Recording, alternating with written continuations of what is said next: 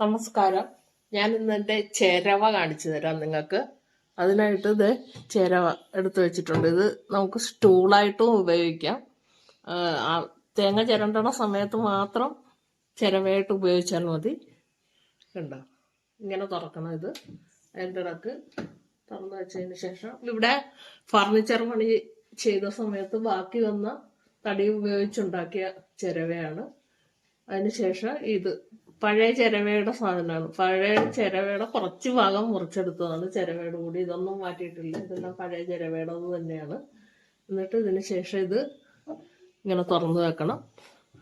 തുറന്നു വെച്ചതിന് ശേഷം ഇതിപ്പോൾ മഴ ആയത് കാരണം കുറച്ച് ടൈറ്റായിട്ടിരിക്കുകയാണ്. അല്ലെങ്കിൽ ഇങ്ങനെ ഇത്രയും തുറന്നു തരാം.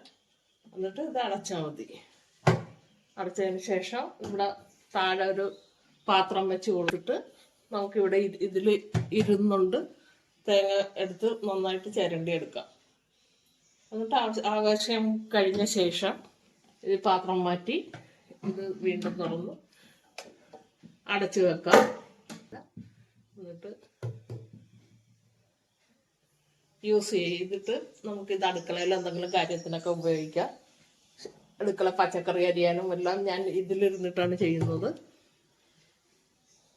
നിങ്ങൾ ഇതുപോലെ ഒരെണ്ണം ഉണ്ടാക്കി നോക്കിയാൽ മതി. നല്ല ഉപയോഗമാണ്. Thank you.